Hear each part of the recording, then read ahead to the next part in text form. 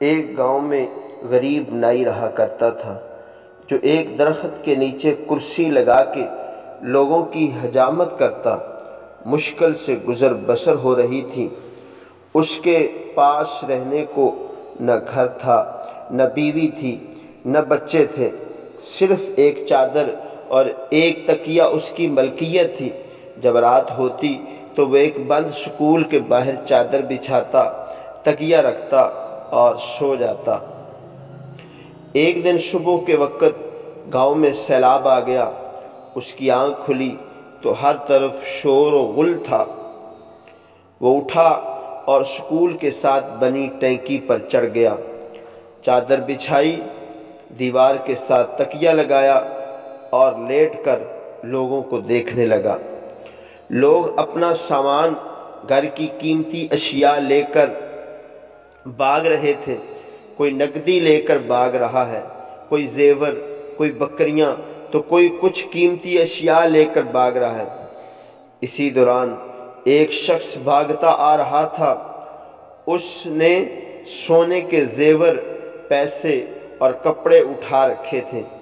جب وہ شخص اس نائی کے پاس سے گزرا اور اسے سکون سے لیٹے ہوئے دیکھا تو غصے سے بولا، اوئے ساڈی ہر چیز اجڑ گئی ہے، ساڈی جان تے بنی ہے تے تو ایتھے سکون نال لمما پیا ہویا ہے۔ یہ سن کر نائی بولا، لالے آج ہی تے غربت دی چس آئی ہے۔